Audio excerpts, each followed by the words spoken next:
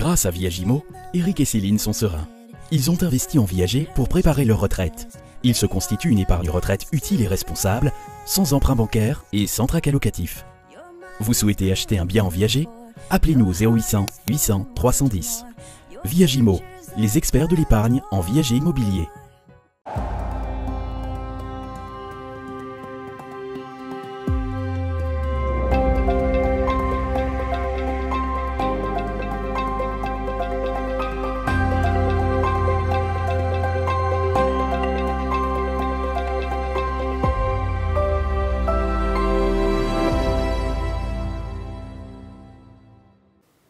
Bonjour à tous et bienvenue dans cette nouvelle émission de C'est l'invité.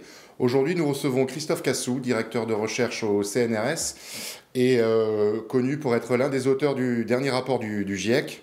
Le climatologue a accepté de répondre à notre invitation avant d'aller à la rencontre des élus du Grand Angoulême pour évoquer le réchauffement climatique et surtout ses conséquences. Bonjour Christophe Cassou. Bonjour.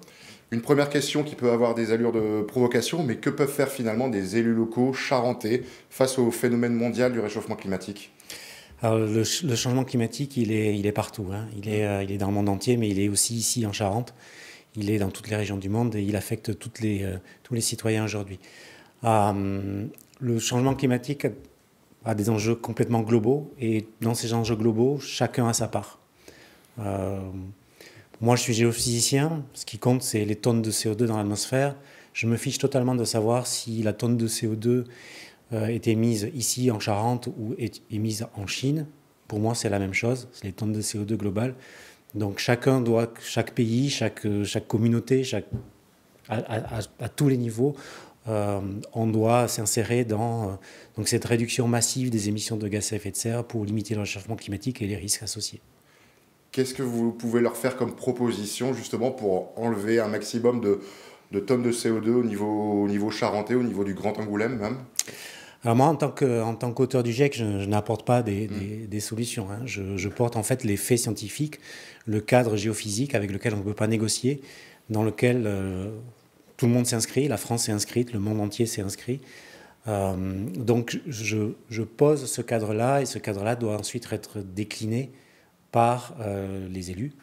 En fait, le scientifique porte le message et porte la connaissance et les élus, les citoyens décident au final parmi le panel de solutions qui sont disponibles avec leurs avantages et leurs inconvénients. Et leurs spécificités. Et leurs spécificités locales, bien sûr, sachant que le GIEC n'est pas prescriptif. On entend souvent dire le GIEC dit qu'il faut que. Non, le GIEC propose des solutions, avantages, inconvénients, et ensuite le choix final revient aux citoyens et aux politiques. Vous allez proposer des chiffres pour présenter le cadre qui est enfin communément accepté par tout le monde de la réalité du réchauffement climatique. S'il fallait mettre en avant devant les élus un seul chiffre, une seule réalité du réchauffement climatique pour leur faire encore plus prendre conscience de l'urgence d'agir, quel serait ce chiffre ou cet exemple que vous mettriez en avant? Alors je dirais qu'il y en a deux. Il y a le chiffre de l'accord de Paris. Les États se sont engagés à limiter les émissions de gaz à effet de serre pour limiter le réchauffement climatique bien en dessous de 2 degrés, de manière préférentielle à 1,5 degré. Donc ça serait ce premier chiffre-là. Et le deuxième, ça serait le chiffre qui correspond à des trajectoires qui ne s'insèrent pas dans l'accord de Paris, sur lequel nous sommes aujourd'hui engagés. Si l'on prend en compte la tendance sur les politiques publiques qui sont mises en place et qui sont sur la table aujourd'hui. Il y a ce chiffre-là qui nous conduit vers des réchauffements de l'ordre de 3 degrés et demi à l'échelle mondiale. À quelle échéance? Donc 3 degrés et demi à l'échelle 2100, ça fait du 2 degrés à l'échelle 2050. 2 degrés à l'échelle globale 2050, c'est 3 degrés déjà en France.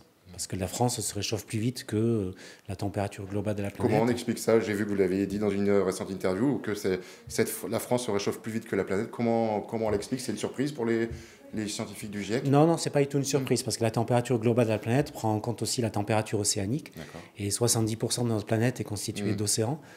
Et les océans se réchauffent moins vite que les continents, parce que les océans prennent la chaleur de la surface et l'amènent en profondeur. Par contre, dans les continents, il n'y a pas ce phénomène-là. Donc la France, en fait, se réchauffe à un rythme qui est à peu près moyen pour l'ensemble des continents, sur l'ensemble des continents planétaires. Un petit peu plus vite pour certaines saisons, et en particulier en été, où le réchauffement observé sur la France est fort, plus fort que dans d'autres régions, en particulier sur le sud de la France, Charente inclus, où on est dans des zones du monde où la température se réchauffe le plus. Alors, c'est peut-être une question un peu bête, mais qu'est-ce qui est le plus grave? C'est une sécheresse hivernale comme on connaît aujourd'hui, ou une canicule comme l'été dernier pour un pays comme la France, et particulièrement le sud-ouest? Alors, ça dépend des enjeux. Ça dépend des enjeux. Qu'est-ce qui est plus grave? Pour l'industrie, ça peut être les températures. Pour l'agriculture, c'est une combinaison de température-sécheresse. Pour la sécurité sanitaire, la santé mentale, santé physique, température, il n'y a pas de plus impactant qu'un autre. Le danger que l'on voit se pointer, c'est que les risques associés à des aléas climatiques, canicule, sécheresse, puis diluvienne, ces risques-là, on appelle ça dans le jargon des risques en cascade qui se mettent en place, c'est-à-dire qu'une canicule, une sécheresse intervient après une canicule, une deuxième canicule arrive et dans ce cas elle est un peu plus forte, etc. Et on est déjà dedans dans ces risques en cascade quand on voit la dernière année. Pour vous, c'est déjà ça, entre la sécheresse de cet été, la sécheresse de cet hiver? En fait, l'année 2022 est vraiment emblématique d'un climat qui change. On a une combinaison d'aléas, canicule, sécheresse, puis diluvienne aussi. Il y a eu de très gros orages avec des quantités d'eau qui se tombent de manière très vite et très rapide et qui vont générer des inondations assez rapidement. Donc l'année dernière, on a coché, on va dire, quasiment toutes les cases en termes de risques liés au changement climatique, avec un effondrement agricole, avec des pénuries d'eau qui se mettent en place, avec un système de santé qui a été quand même mis à mal. Il y a eu à peu près entre 7 000 et 10 000 morts supplémentaires associées aux températures l'été dernier. En France? En France, ce qui montre que... Comment vous expliquez? C'est un déni qu'on en parle très peu, parce que finalement, si je me souviens bien, 2003, la canicule, on doit être autour de 13 000 morts. 15 000 morts. 15 000 morts, et là, on est a priori au moins 7 000. C'est parce qu'on s'habitue à tout Non, je ne pense pas qu'on s'habitue à tout. Le message qu'il faut retenir, c'est qu'on n'est pas prêt. On n'est pas prêt face à ce climat qui change. Et donc, ce qui est important de porter justement auprès des élus, c'est que non seulement on doit diminuer nos émissions de gaz à effet de serre pour limiter le réchauffement, parce que chaque incrément de température rend l'adaptation au changement climatique plus complexe et plus difficile. Mais en même temps, on doit s'adapter à ce climat qui change. Donc on doit atténuer nos effets et en même temps s'adapter à des effets qui vont être inéluctables, en tout cas sur les 20 ou 30 prochaines années. Donc ce qui montre qu'en fait, on ne peut pas raisonner en silo. Il faut raisonner de manière systémique. Le système de santé fait partie d'un système. Donc évaluer le risque associé à l'augmentation de la température dans tous les secteurs, dont en particulier le secteur sanitaire. On a l'impression que les élus, qu'ils soient locaux, nationaux, ont pris conscience de cette réalité, mais que quand il faut agir, que ce soit dans l'urgence ou dans la planification, ça reste encore très compliqué. Je prends une phrase, je ne sais pas comment vous avez réagi, quand le ministre de l'Agriculture, Marc Fesneau, dit « S'il pleut comme il pleut d'habitude au printemps, nous n'aurons pas de difficultés ». Ça vous inspire quoi, ce genre de phrase?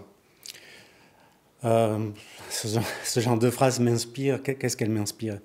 Un peu de désespoir quand même. De désespoir dans la mesure où je pense que certains n'ont pas pris conscience qu'on ne négocie pas avec la physique. On ne négocie pas avec les millimètres d'eau qui tombent. Si elles ne tombent pas, on est à risque. Donc il faut, et c'est le rôle de l'État de considérer, de gérer en fait les risques et de prévenir les risques et d'anticiper.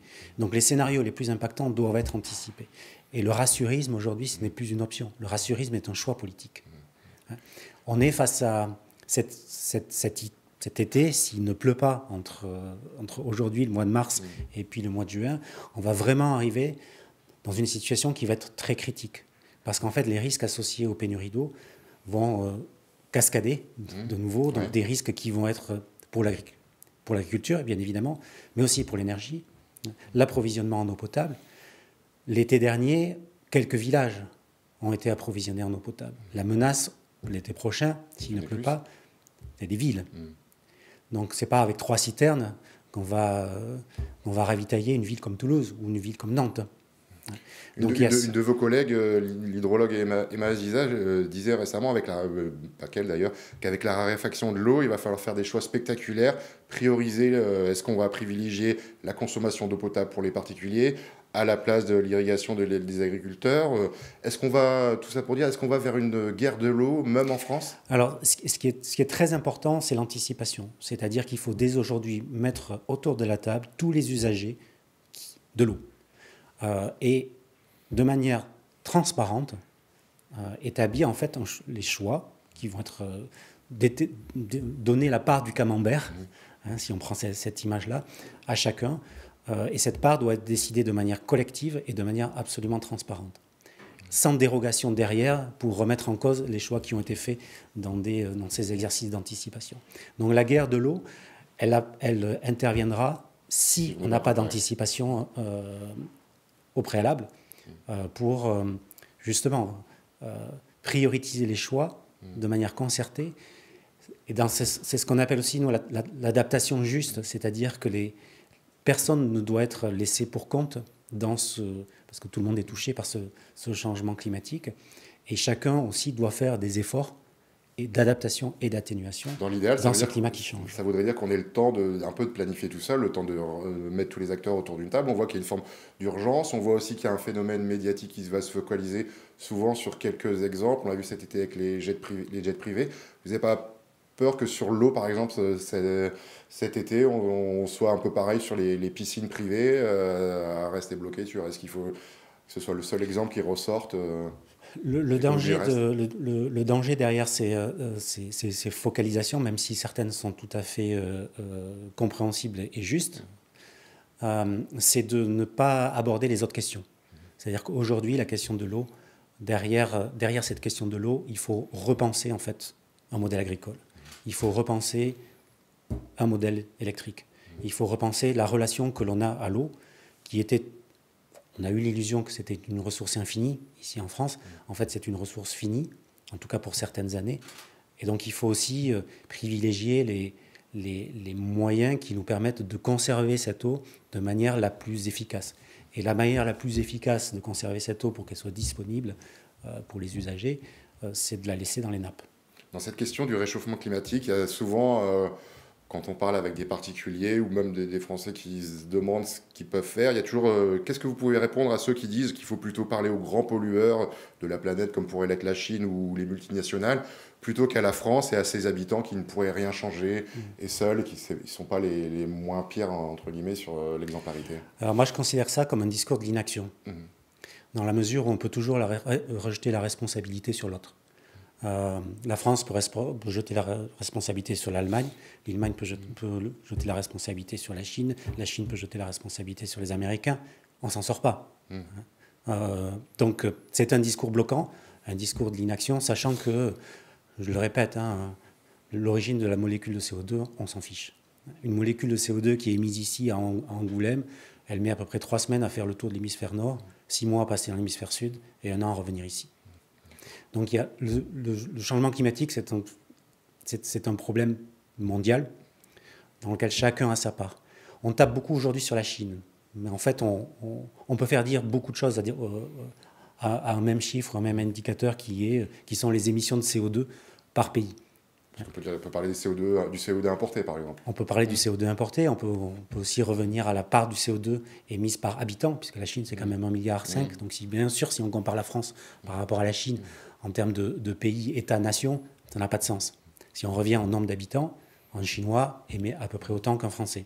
Et si on tient compte des importations de CO2, c'est-à-dire de la délocalisation de carbone que l'on a faite au cours des 20 ou 30 dernières années, en fait, un Français, c'est ce qu'on appelle l'empreinte carbone, un Français a une empreinte carbone plus grande qu'un Chinois, puisqu'il y a des biens et des services qui émettent du carbone en Chine et que nous, on consomme ici en France.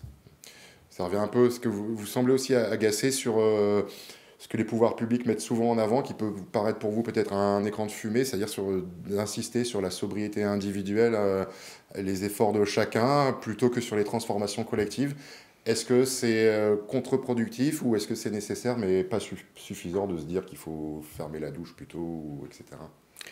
Oui, ce qu'on appelle les petits gestes. Les petits gestes sont nécessaires, mais par contre, ils ne permettent pas de passer à l'échelle. Donc, se focaliser sur les petits gestes évite en fait de repenser nos modes de vie, de repenser notre mobilité, de repenser notre relation au vivant. Et il faut insérer ces petits gestes dans une dynamique collective. Vous dites des phrases fortes, mais on sent que les États ne sont pas prêts. Je prends une phrase sur les énergies fossiles. Vous dites aujourd'hui, rechercher des énergies fossiles, c'est criminel, et on voit bien que les recherches continuent. Il y a des exemples presque toutes les semaines. Est-ce qu'on tourne en rond tout le temps sur cette question? On n'y va pas de façon assez radicale sur des transformations collectives, justement? Bien évidemment, en fait, on est absolument drogué aux énergies fossiles. Donc, il faut nous désintoxiquer. Cette désintoxiquer, elle passe par, bien sûr, des actes individuels, mais elle passe par des transformations de nos modes de vie, et en particulier des mobilités et de l'agriculture. Le transport et l'agriculture sont les deux sources principales, les deux secteurs d'émissions principales ici en France. Donc, il faut jouer sur ces secteurs-là. Donc, il ne s'agit pas aujourd'hui de passer, par exemple, toutes les voitures thermiques à des voitures électriques. Il s'agit de réduire le parc automobile pour ensuite passer aux voitures électriques, puisque bien évidemment, elles n'émettent pas en tout cas, elles ne brûlent pas du carbone. En termes d'émissions totales de cycle de vie, elles sont bien meilleures qu'une voiture thermique. Mais on voit bien que si on ne réduit pas le nombre de voitures, s'il n'y a pas non plus une réglementation qui permette de... Parce que la sobriété, c'est ça. La sobriété, c'est... On peut faire la même chose, mais en ayant une demande d'énergie, d'eau, de matières premières réduite. Par exemple, une voiture, limiter l'autoroute, limiter la vitesse sur l'autoroute, passer de 130 à 110, permet... C'est pas liberticide, hein, on peut toujours se déplacer. Et ça permet de diminuer de 20% les émissions de CO2 du parc automobile français. Et ça n'a pas été mis en place, il y a trop de... C'est absolument considérable. C'est ça, à chaque fois, parce que là, on voyait même des sondages, les Français étaient plutôt favorables globalement à cette réduction, et on voit tout de suite qu'il n'y a quasiment même pas de débat, que ça ne se met pas en place. Pour moi, c'est complètement incompréhensible. Parce qu'en fait, ce qu'on a montré, ce que l'évaluation que l'on produit dans les rapports du GIEC a montré, c'est qu'une mesure est acceptable ou acceptée si elle est jugée efficace et si elle est jugée juste, c'est-à-dire équitable. Une mesure limiter la vitesse de 130 à 110 est une mesure efficace, on le montre, et elle s'applique à tout le monde. Donc c'est vraiment le type de mesure politique. Et là, qu'est-ce qui manque aux politiques? Il manque du courage pour appliquer ce genre de mesure, pour l'expliquer. Et aussi, ce qui manque aux politiques aussi, c'est ce que les politiques ne devraient moins écouter, c'est le poids de certains lobbies, c'est très clair, pour ne pas limiter le poids des voitures, ce qui est aussi important, ne pas limiter la vitesse sur l'autoroute, absolument essentiel. Donc aujourd'hui, moi j'ai l'habitude de dire dans mes conférences que le changement climatique, ce n'est pas un problème physique, ce n'est pas un problème technique, même si je suis géophysicien, c'est un problème politique. C'est un problème de faire société, c'est un problème de mode de vie, c'est un problème de relation au vivant, de relation au commun. Et au final, le changement climatique, il requiert de notre part à tous, et politiques inclus, il requiert de la lucidité, pas de l'anxiété, mais de la lucidité. La situation est grave, donc il faut être lucide face à cette situation. Il requiert de l'honnêteté, c'est qu'on ne négocie pas avec les tonnes de CO2 qu'on émet dans l'atmosphère, on ne négocie pas avec la quantité d'eau. Les tonnes de CO2 ne sont pas des chiffres dans un fichier Excel que l'on bouge, comme un déficit économique, par exemple. C'est quelque chose qui est intangible. Chaque tonne de CO2 dans l'atmosphère supplémentaire conduit à des fractions de degrés de réchauffement supplémentaires, conduit à des risques supplémentaires et au final conduit à des morts. Donc, pour faire, parce qu'on est pressé par le temps malheureusement, une dernière question qui est peut-être un peu plus personnelle aux scientifiques et aux citoyens que vous êtes. Je prends une de vos citations de mars 2021. Vous déclarez, donc mars 2021, la combinaison de vagues de chaleur, de sécheresse et de situations ventées font que les écosystèmes forestiers du sud-ouest de la France deviennent propices à des incendies de très grande échelle et difficilement contrôlable. Donc on est en mars 2021, donc 1 an et demi après, donc c'était l'été dernier, on sait ce qui s'est passé dans les Landes, dans vos Landes, j'allais dire, parce que vous êtes originaire de là-bas.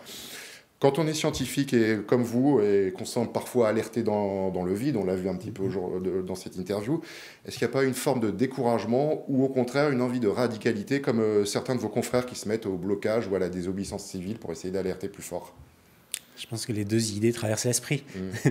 Et on passe souvent au fluctus d'une idée à une autre avec un espèce de milieu un peu mou dans lequel je suis actuellement. C'est de me dire que, en tant que scientifique, ce qui est important, c'est de porter la connaissance, de porter l'information pour aider à la décision, une décision qui doit être la plus protectrice pour la biodiversité, les sociétés humaines, les écosystèmes marins, terrestres, parce qu'on est une communauté de destin, en fait.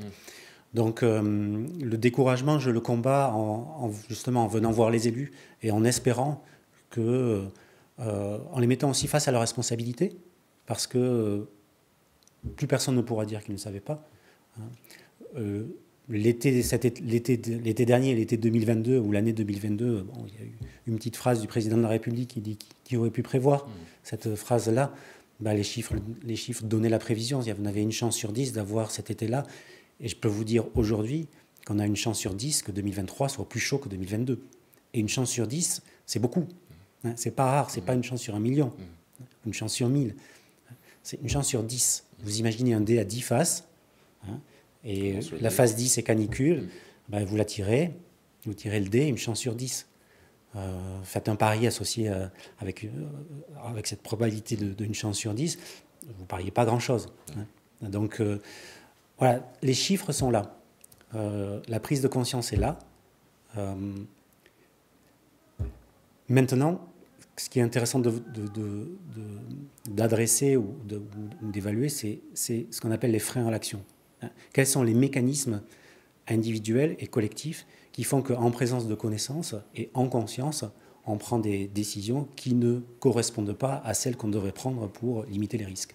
Donc pour conclure, si on a bien compris, il ne faut pas être pessimiste ou optimiste, il faut être simplement lucide. Il faut être lucide. J'aime pas trop cette idée de pessimiste et optimiste parce que de toute façon, on n'a pas le choix. Le pessimisme et l'optimisme, c'est vraiment une émotion, un sentiment. On n'a pas le choix. On ne peut pas négocier avec les tonnes de CO2 dans l'atmosphère. Les 30 prochaines années sont écrites. Donc il va falloir s'adapter à ce climat qui change. Et l'adaptation sera d'autant plus facile qu'on diminuera nos émissions de gaz à effet de serre. Après, à partir d'une certaine limite, et c'est vraiment ce qu'on a évalué dans le dernier rapport du GIEC, à partir d'un certain seuil de réchauffement, il y a ce qu'on appelle les limites à l'adaptation. C'est-à-dire les risques sont tellement systémiques qu'il y a une bascule vers l'irréversibilité. Et cette limite à l'adaptation, elle est, pour certains écosystèmes, elle est déjà maintenant. Pour certaines forêts, elle est maintenant. Certains organismes vivants, c'est en ce moment. Les sociétés humaines, peut-être un petit peu plus tard, mais pas beaucoup plus tard. Il faut bien se rendre compte que si l'on regarde dans l'histoire de la Terre, ou plutôt pas l'histoire de la Terre, mais l'histoire de l'Homo sapiens, de l'homme moderne, Homo sapiens que nous sommes, c'est à peu près 300 000 ans. Si on regarde, si l'on atteint le seuil de 2 degrés de réchauffement de la planète, ça veut dire que l'Homo sapiens, de son histoire, n'aura jamais vécu dans un climat aussi chaud. Parce qu'il faut remonter à 2 millions d'années pour avoir un climat aussi chaud sur la planète Terre. Et il n'y avait pas l'homme. Je vous remercie en tout cas d'avoir répondu à notre invitation. Merci beaucoup à vous, Christophe Cassou. Merci. Et puis nous, on se retrouve la semaine prochaine pour une nouvelle émission de C'est l'invité. Au revoir.